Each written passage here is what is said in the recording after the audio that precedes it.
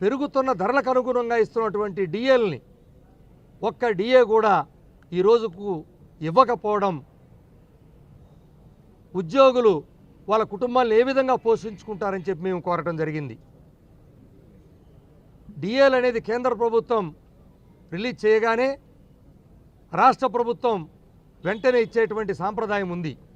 2 ఏళ్లుగా 5 డిఏల్ని మరి పెండింగ్ పెడితే ఉద్యోగులు ధరలు ఒకవైపు పెరిగిపోతూ ఉంటే ఏ విధంగా వాళ్ళు చేయాలని చెప్పి మేము ప్రభుత్వాన్ని కోరడం జరిగింది. అదేవిధంగా గత ప్రభుత్వ హయాంలో ఉన్నటువంటి 25-30 వేల కోట్ల రూపాయలు ప్రధానంగా డిఏలు అరియర్సు పిఆర్స్ అరియర్సు 1/7/2018 నుంచి రావాలి. డిఏ అరియర్స్ అలాగే పిఆర్స్ అరియర్స్ ఏ ఒక్క రూపాయి రాలేదు. మరి ఇవన్నీ అసలు ఎంత మాకు చెల్లించాలి, ఒక్కొక్క ఉద్యోగికి ఎంత బకాయి ఉంది, రిటైర్డ్ ఎంప్లాయీస్కి ఎంత బకాయి ఉంది, కనీసం తెలియలేకపోతే ప్రభుత్వంలో ఉన్న ప్రభుత్వ ఉద్యోగులకే మీరు చెప్పలేకపోతే ఏ విధంగా మేము భావించాలి దీన్ని? ఒక ఉద్యోగి చనిపోతేనో రిటైర్ అయిన ఉద్యోగి చనిపోతే కనీసం తనకి ఎంత బకాయి రావాలో తెలియని దుస్థితి నెలకొనటం చాలా బాధాకరమని స్పష్టంగా గౌరవ మంత్రివర్యుల దృష్టికి తీసుకెళ్ళాం. మేము ఆవేదన చెందుతున్నామని చెప్పాం. బకాయిల విషయంలో స్పష్టత ఇవ్వాలి. అలాగే డిఏల విషయంలో వెంటనే విడుదల చేయాలి, ఐఆర్ విడుదల చేయాలి, పిఆర్సీ కమిషన్ నియమించాలి. వీటిల్లో రాజీ పడే ప్రసక్తే లేదని స్పష్టంగా చెప్పడం జరిగింది. అదేవిధంగా ఎంప్లాయీస్ హెల్త్ కార్డు అనేది పేరుకే తప్ప అనారోగ్య కార్డుగా మారిపోయిందని చెప్పాం. గౌరవ ముఖ్యమంత్రి గారే స్వయంగా 60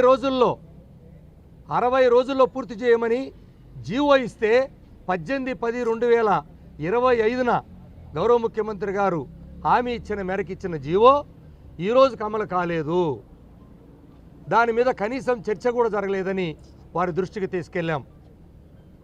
మరి అటువంటి నేపథ్యంలో పక్కన తెలంగాణ ప్రభుత్వం ఒక చక్కని న్యూ ఎంప్లాయీస్ హెల్త్ స్కీమ్ని తీసుకొచ్చి పెద్ద పెద్ద ఆసుపత్రులలో వైద్యం చేయించుకునేటువంటి వెసులుబాటు అక్కడ కల్పించారు.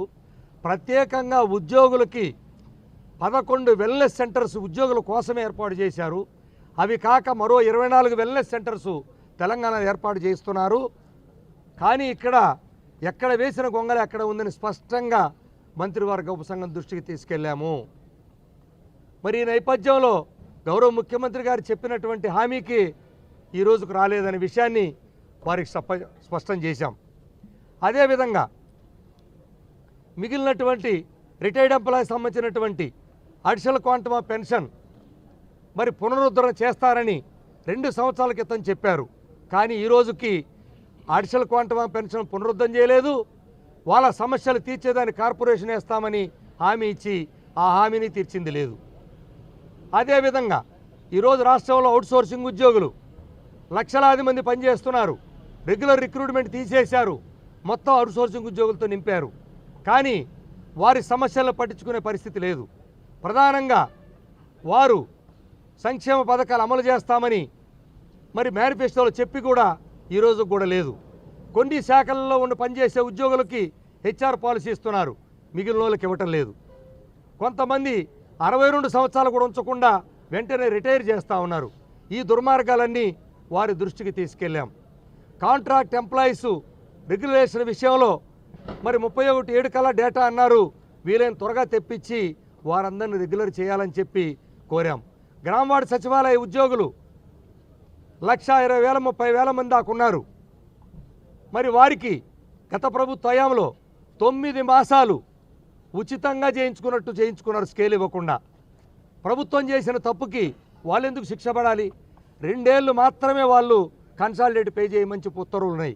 కానీ ఆ పైన 9 నెలలు అదనంగా పని చేయించుకున్నారు స్కేల్ ఇవ్వకుండా. దానికి స్కేల్ ఇవ్వాలని, ఆ 9 మాసాలకి డబ్బు ఇవ్వాలని, అలాగే వాళ్ళకి ఆ 2 సంవత్సరాలే కదా ఏదైతే టీచర్లకు అప్రెంటిషిప్ని 2 సంవత్సరాలు చేస్తే ఎలాగైతే సర్వీస్ కన్సిడర్ చేస్తారో, కౌంట్ చేస్తారో, అదేవిధంగా గ్రామవార్డు సచివాలయ ఉద్యోగులు కౌంట్ చేసి తక్షణమే నోషనల్ ఇంక్రిమెంట్ ఇచ్చి వాళ్ళకి స్పెషల్ ఇంక్రిమెంట్లు 6 ఏళ్ళది కూడా ఇవ్వాలని ప్రభుత్వం దృష్టికి స్పష్టంగా తీసుకెళ్ళాం. ఇలా ప్రధానంగా జిల్లా పరిషత్ టీచర్లు, హెడ్ మాస్టర్లు చనిపోతే వారి బిడ్డలు 700-800 మంది సుమారుగా రాష్ట్రంలో దిక్కులేని వాళ్ళగా 9 ఏళ్ల నుంచి తిరుగుతున్నారు. డిప్యూటీ సీఎం గారు హామీ కూడా ఇచ్చారు. ఇంతవరకు ఎలాంటి వాళ్ళు ఇప్పటికీ ఉద్యోగాలు లేక రకరకాలుగా ఆటోలు వేసుకుంటూ బతికేటువంటి పరిస్థితికి ఒక గురువు వృత్తి పనిచేసినటువంటి టీచరు, హెడ్ మాస్టర్గా గురువులుగా పనిచేసి వేలాది మంది, లక్షల మంది తీర్చిదిద్దిన గురువుల బిడ్డలు రోడ్ల మీద తిరుగుతూ ఉన్నారు. ఆ విషయాన్ని కూడా వారి దృష్టికి తీసుకెళ్ళాం. ఇలా అనేక విషయాల్ని, నాన్ ఫైనాన్షియల్ ఇష్యూస్ కూడా తీసుకెళ్ళాం. కానీ మేము ప్రధానంగా తీవ్రమైనటువంటి ఒత్తిడి మాత్రం ఆర్థిక అంశాల మీదే స్పష్టం చేసి చెప్పాం. కాబట్టి మంత్రివర్యులందరూ మరి ప్రధానంగా గౌరవ ఆర్థిక శాఖ మంత్రులు మాట్లాడుతూ మీ ఆర్థికపరమైన అంశాలు మాకు స్పష్టంగా అర్థమైనవి, గౌరవ ముఖ్యమంత్రి గారి దృష్టికి తీసుకెళ్ళి వీలైన త్వరగా మళ్ళా ఉద్యోగ సంఘాల దృష్టికి తీసుకొచ్చి మనం తప్పకుండా మీరు ఒకటి మేము ఒకటి కాదు, మనం పరిష్కరించుకుందామని చెప్పన్నారు. మేము చెప్పాం, అయ్యా ఏ అంశం వచ్చినా ఉద్యోగుల దగ్గరకు వచ్చేది మాత్రం రాష్ట్ర ఆదాయం గుర్తొస్తుంది, మిగిలిన ఏ అంశాల్లో మీకు రాష్ట్ర ఆదాయం గుర్తు రావట్లేదు. రాష్ట్ర ఆదాయానికి మేము పనిచేసిన దానికి సంబంధం ఏముంది? మేము పనిచేసిన దానికి మేము ఉద్యోగం చేసి ఫ్రీగా ఏం అడగట్లేదు, ఉచితంగా ఏం అడగట్లేదు. మేము పనిచేసిన కాలానికి మాకు రావాల్సిన జీతభత్యాలు ప్రభుత్వాలు మాకు అప్పులుగా పడ్డాయి 1000 కోట్లు.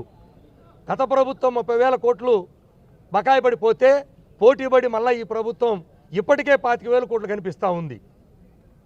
ఉదాహరణకి సరెండర్ లీవ్లు ఇప్పుడు 6 సరెండర్ లీవ్ 6 సంవత్సరాలు 6,000 కోట్లు దాకా ఉంది. అంటే 3 సంవత్సరాలుగా పెండింగ్ ఉన్నాయి. మరి 3 సంవత్సరాలు పెండింగ్ అంటే ప్రతి నెల సుమారుగా మరి అవుతున్న ఖర్చులు లెక్కేస్తే 15,000 కోట్లు అదే పోతూ ఉంది. 10,000 కోట్లు పైగా చేసేలుగా డిఏరియర్స్ రావాలి, అంటే 25,000 కోట్లకి ఇప్పుడు మళ్ళీ చేరిపోయారు. ఇవన్నీ ఎవరు ఇవ్వాలి, ఎప్పుడు ఇస్తారు, ఎలా ఇస్తారు? కాబట్టి ఇది ప్రజలకు కూడా తెలియాలి. మేమేదో పని లేకనో లేకపోతే ఉచితంగానో బోనస్లు అడుగుతానో ఉద్యమం కోసం రాలేదు. చాలా స్పష్టంగా పోటీబడీళ్ళు బకాయిలు పెడుతుంటే, అది కూడా మా జీతభత్యాల బకాయిలు పెడుతుంటే ఏ విధంగా చేయాలని చెప్పన్నాం. అదేవిధంగా వచ్చే నెల 2వ తారీఖున ఏపీజేఎస్ అమరావతి రాష్ట్ర సెక్రటరియట్ సమావేశం కూడా వేసాం సార్. ఈలోపు మాకు వీలైన త్వరగా ఈ యొక్క ఆర్థికపరమైనటువంటి అంశాల్లో గౌరవ ముఖ్యమంత్రి గారితో చర్చించి మాకు స్పష్టత ఇవ్వాలని ఏపీజేఎస్ అమరావతి పక్షాన వారికి చాలా స్పష్టంగా చెప్పడం జరిగింది.